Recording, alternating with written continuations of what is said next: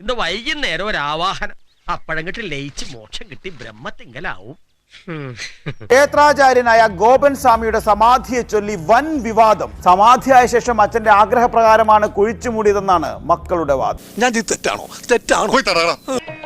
ആരും തെറ്റു ചെയ്യുന്നില്ല, ശരിയും ചെയ്യുന്നില്ല.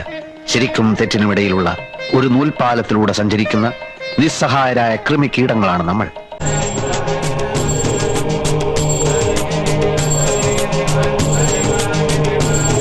ഉണ്ണിയമ്മേ, കുമ്പടി വന്നു. ബ്രഹ്മത്തിൽ ലയിക്കാൻ അപ്പനെ ഹെൽപ്പ് ചെയ്ത മകൻ. ഞാൻ ചെയ്തത് തെറ്റല്ല. അരമണിക്കൂർ കഴിഞ്ഞപ്പോ മാമൻ ക്ലോസ്. പിന്നെ ഞങ്ങൾ എല്ലാരും കൂടെ ചെന്ന് ആ തലങ്ങണ ഊരി അതിനകത്ത് ഇച്ചിരി പഞ്ഞി വലിച്ചു കയറ്റിയിട്ട് മൂക്കി കയറ്റി അങ്ങ് വെച്ചു.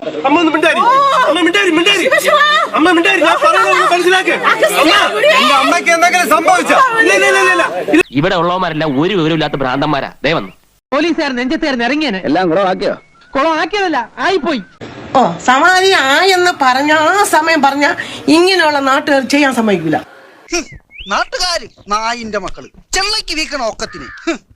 അമ്മച്ചിയുടെ തലക്ക് വട്ടുണ്ടോ? വട്ട് നിന്റെ തന്തയ്ക്ക് വണ്ടി ഇട. ഒറ്റ ദിവസം കൊണ്ട് സന്യാസിയായില്ല, കൊച്ചിലെ അച്ഛൻ സന്യാസിയായതാണ്. സിദ്ധനാ, മഹാസിദ്ധൻ. താനെപ്പോഴാടോ വൈദി സന്യാസിയായത്? കയ്യിലുള്ള കാശ് മുഴുവൻ തീർന്നപ്പോ ഞാനങ്ങനെ ഓട്ടോമാറ്റിക്കായിട്ട് ആയിപ്പോയതാണ്. ഈ സന്യാസം നമുക്ക് തന്നെ പണിയില്ല.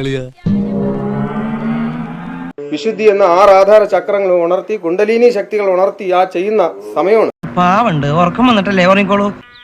ആ വീട്ടിൽ എന്തൊക്കെയോ കുഴപ്പങ്ങളുണ്ടെന്നുള്ളത് വാസ്തവമാണ്. ആ ബ്രാഹ്മ മുഹൂർത്തം തെറ്റിക്കാൻ പാടില്ല, ആ സമയം മുഹൂർത്തം തെറ്റിക്കാൻ പാടില്ല.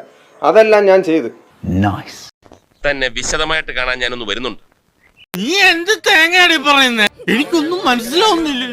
ഇനിയിപ്പോ ഒരൊറ്റ പോവേ ഉള്ളൂ, ഞാൻ പറഞ്ഞേക്കാം. നിങ്ങൾ എല്ലാവരും കൂടെ നിർബന്ധിക്കുകയാണെങ്കിൽ ഞാൻ ആ കർത്തവ്യം കൊണ്ട് നിർവഹിക്കാം. പറഞ്ഞത് ആ സമാധി വേളയിൽ ഒരാളും കാണാൻ പാടില്ല, തൊടാൻ പാടില്ല. ഇപ്പൊ ഒരു ഡോക്ടറെ വിളിച്ചോണ്ടൊന്ന് കാണിക്കുക എന്ന് പറഞ്ഞു കഴിഞ്ഞാൽ ആ ഡോക്ടർ തൊട്ട് അതിനെ കളങ്കപ്പെടുത്തത്തില്ലേ? ഒന്ന് പോടെ. നമ്മുടെ കുടുംബത്തിന് വേണ്ടിയിട്ടാണ് ഞാൻ തപസ് ചെയ്യുന്നത്. മറിക്കുമല്ലേ ഇവിടെ. ഒരു ഡോക്ടറെ വന്ന് വിളിച്ച് എല്ലാം കൺഫേം ചെയ്യാന്ന് പറഞ്ഞാൽ അവര് വന്ന് ആ ദർശനം കാണാൻ പാടില്ല. ആ ചൈതന്യം നിറഞ്ഞു നിൽക്കുന്ന സമയമാണ് സമാധി സമയം. അവര് വന്ന് നോക്കി അതിനെ ആ ശരീരത്തെ കളങ്കപ്പെടുത്താൻ പാടില്ല, തൊടാൻ പാടില്ല. അത്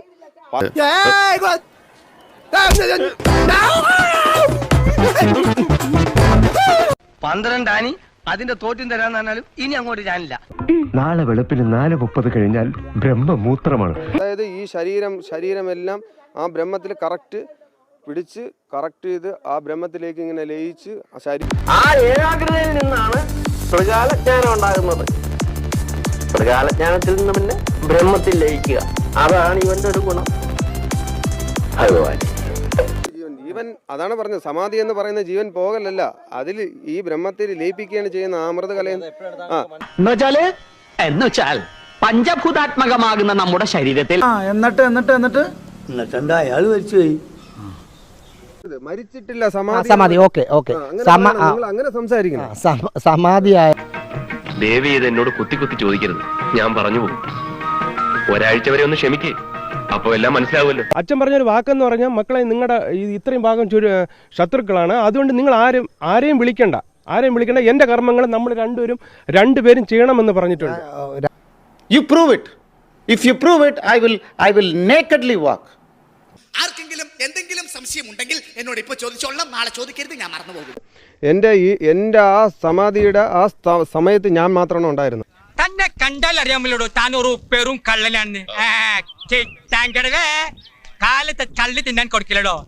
കേട്ടാ എന്തിനാടോ ഇങ്ങനെ നടക്കണത്? വേറെ പറയാൻ പോസ്റ്റ്മോർട്ടം ചെയ്ത് അങ്ങനെ ഒരു സമാധി ആയിരിക്കുന്ന ഇത്രയും പവിത്രമായിട്ടിരിക്കുന്ന ഒരാളെ പോസ്റ്റ്മോർട്ടം എങ്ങനെ ചെയ്യും? ഇത്രയും ശക്തി ചൈതന്യമായിട്ടിരിക്കുന്ന യോഗീശ്വരനായിരിക്കുന്ന ആ ഒരാൾ എങ്ങനെ പോസ്റ്റ്മോർട്ടം ചെയ്യും? ഈ നൂറ്റാണ്ടിനെ വലിച്ചഴച്ച് മനുസ്മൃതിയുടെ കാലത്തേക്ക് കൊണ്ടുപോകരുത്, തെറ്റാണ്. എന്തോന്ന് ഹിന്ദുക്കളെ ഒരുമാതിരി വലിച്ചു കീറും പോലെ അല്ലേ? അത് ഹിന്ദു ധർമ്മത്തെ തന്നെ വലിച്ചു കീറും പോലെ. കുറച്ച് വർഗീയത കൂടുതലുണ്ട്. സിദ്ധ ചികിത്സാ പ്രകാരം സമൂലം ഉന്മൂലനം ചെയ്യുക എന്ന ഉദ്ദേശത്തോടെയാണ് ഞങ്ങളുടെ ആശ്രമം തുടങ്ങിയിട്ടുള്ളത്. ഏകാഗ്രതയാണ് ആവശ്യം. നമ്മൾ അച്ഛൻ ഏകാഗ്രതയോടുകൂടി ഇരുന്ന് ധ്യാനിച്ചിട്ടാണ് സമാധിയിലേക്ക് തന്റെ പ്രാണൻ ലയിക്കുന്നത്. ഞാനിങ്ങനെ പറന്നു മായം കാട്ടി തക്കിട തരികിടയാക്കി നാട്ടുകാരെ മുഴുവൻ പറ്റിച്ച് ഡക്കും പുട്ടും നിന്റെ പരിപാടി തീർത്ത് തരാണ് ഞാൻ. ശരീരമെല്ലാം ആ ബ്രഹ്മത്തിൽ കറക്റ്റ് പിടിച്ച് കറക്റ്റ് ചെയ്ത് ആ ബ്രഹ്മത്തിലേക്ക് ഇങ്ങനെ ലയിച്ച് ആ ശരീരം എല്ലാം വലിഞ്ഞ് മുറുകി വളരെ സ്ട്രോങ് ആയി ആ പ്രാണൻ അങ്ങ് നിലയ്ക്കും. അച്ഛൻ ഒരു അസുഖമില്ല, ഭ്രാന്ത്. മനസ്സ് പൂർണ്ണമായിട്ട് അങ്ങോട്ട് അർപ്പിച്ചാൽ അങ്ങനെ ചോദിച്ചതായിട്ട് തോന്നും. ഈ ജീവകലയിൽ അങ്ങ് ചൈതന്യമായി സ്പിരിച്ച് തേജസ്സോടുകൂടി സ്പിരിച്ച് നിൽക്കും. എല്ലാം പറഞ്ഞിട്ടുണ്ട്, സമാധിയുടെ ലക്ഷണങ്ങൾ അങ്ങനെയാണ്.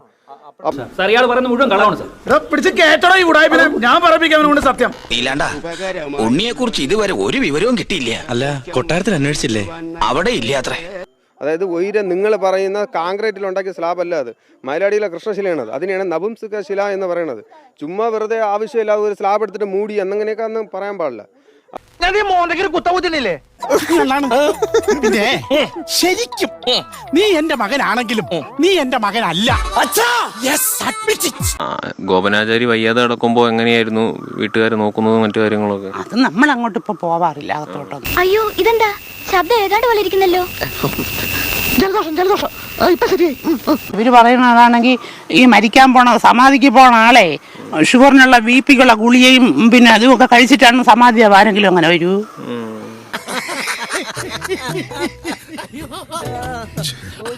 വയസ്സുകാലത്ത് ഓരോരുത്തന്മാരുടെ ഓരോ പൂതികളെ. എനിക്കതല്ല, തലക്കോളം കിറക്കഞ്ഞ മനുഷ്യന്മാർ ഇങ്ങനെ കാണിച്ചു വിട്ടു. അപ്പൊ കുടുംബാസൂത്രണത്തെ കുറിച്ച് ഇതിൽ കൂടുതലായി ഞാൻ നിങ്ങൾക്ക് പറഞ്ഞു തരേണ്ടതില്ലല്ലോ. അപ്പൊ അവര് പറയണൊക്കെ ചുമ്മയാണ്. അത് നമുക്ക് വിശ്വസിക്കാൻ പറ്റൂല. ഒരു സന്യാസിക്ക് മരണമില്ല മകനെ, സമാധി എന്നേ പറയൂ. അപ്പൊ ആരെങ്കിലും തല്ലി കൊന്നാലോ മകനെ, അതിനും സമാധി എന്നേ പറയൂ മകനെ. അതിന് സമാധി പറയാ, പിന്നെ കള്ളൻ.